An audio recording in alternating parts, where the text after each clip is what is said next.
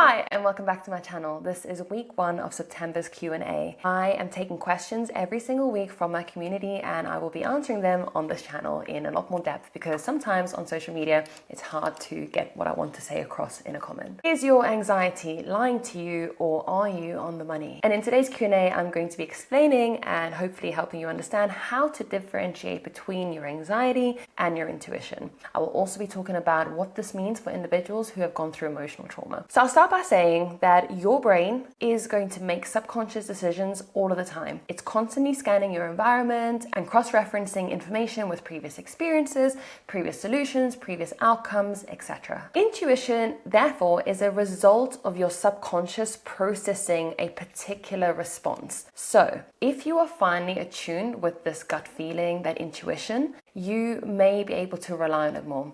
What I will say is that for the majority of people, including myself, it is something that we need to learn to lean into. It is something we need to learn to listen to as well, because sometimes our subconscious brain does know better than our conscious brain. And you might be listening to this and thinking, I don't think you know what you're talking about. But I promise you that once you've understood what's going on in your brain, I think that you'll start to begin trusting yourself a little bit more. Why do we need this intuition? Because sometimes something is telling you that it's off. I recently had an experience where I hired somebody and it felt wrong the entire time. And I just thought that I was stressed, so I gave this person the benefit of the doubt. Turns out that there was a lot more to it, and I was actually being scammed, if I'm completely honest. What's annoying is I paid a deposit and I knew the whole time that something was off, and yet I still wanted to give this person the benefit of the doubt, which is good, right? It's a good thing to want to trust in people, but I ignored some of the signals. And what it ultimately led to is then me having to make a decision without knowing the full truth as to whether that was right or wrong. And that's the other side of the coin, is that sometimes you need to also just make a decision and stick by it and make sure that you are standing within your own integrity when making those decisions, and you can't second guess yourself. You just have to go with it. So let's talk about anxiety. Anxiety is semi-conscious but also conscious processing of the future and whether there is a threat in that future. It's more related to the brain's fear circuitry. And I know that this all sounds a little bit wishy-washy, but I will give you the absolute differences that you can compare to see whether it is intuition and anxiety. Stay with me for the part about trauma, because I'll be talking about that at the end. Anxiety tends to stem from an overactive response to potentially threatening stimuli that are not always there. So with anxiety is this overactive limbic system and amygdala. This overactive amygdala will overestimate the level of threat that is being perceived, and it will lead you to catastrophizing and making things worse than they appear to be. In my book Rewire, I wrote about the differences between stress and anxiety, so I encourage you to check that out because it gives you a clear distinction on how to see whether it is stress and anxiety. But for today, we'll stick with intuition and anxiety. Intuition tends to be a more calm response. So it's like an inner voice that's trying to tell you something, but it is not accompanied by the stress and fear of the future. It's more like a calming voice that when you lean into, actually your body will relax instead of the panic response that you get when you're feeling anxiety. Your anxiety will lie to you. So if you're going through an anxious period and you also have this intuition, there may be a blend there and it may be skewed.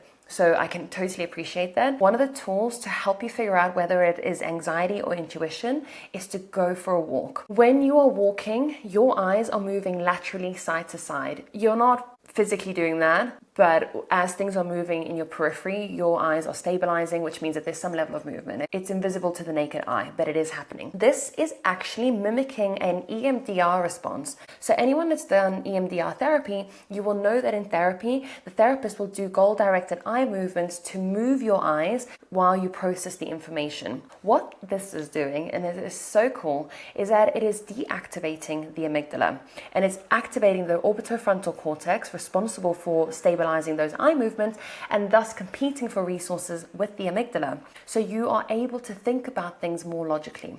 So if you're trying to figure out whether it's intuition or anxiety, go for a walk, come back, and then write it down. When you add that extra layer of writing it down, you are engaging the prefrontal cortex responsible for generating words. When you're in an anxious state, your DMN, your default mode network, is active. And what that means is that thoughts are seemingly incoherent in your mind. They're running around with no real beginning and no end, and they take up quite a lot of brain space. When you have to write things down and generate words, you're activating a much smaller part of the brain that requires logic and thought. So go for your walk. If you're still unsure, write it down, journal it, try and figure out what the answer is. And generally speaking, your intuition will shine through more after the walk. What will happen over time is that you will get better at being able to differentiate the two. Unfortunately, it comes down to self-awareness, which I think is something that we were not taught at school, but over time we can learn to really lean into the differences between our anxiety and our intuition. Because intuition is a result of previous experiences and this cross-referencing of whether the brain has seen this pattern before and it knows what to do, it can be skewed and become more complex when there's a traumatic response involved, because your brain will try and keep you safe, and it will also be skewed by the event that happened, of course, which can sometimes distort your experience through the negative lens of the trauma. For somebody that is still processing trauma and it's still very much fresh in the mind, there will be a heightened sense of awareness or hypervigilance where your brain will have an overactivity of scanning for threats. Naturally, it's trying to keep you safe. And this is when your intuition may tell you that something is wrong when it isn't. Trauma can cause the brain to essentially give you a false positive in a situation where you shouldn't be feeling a negative feeling. And what I will say is that once the trauma has been processed, I would say that we level up in a way. We have more of an understanding of ourselves, of our environment, of what to look out for. We have this database of what to do and what not to do. But whilst we're still processing that trauma, the waters can get a little bit murky and it can become more complex. This is where, of course, getting professional help, cognitive behavioral therapy, working with a therapist can help you in reframing those negative mind states. A therapist will be able to work with you one-on-one on being able to figure out whether it is intuition and whether it is the trauma speaking, because we all need an individualized approach to these problems.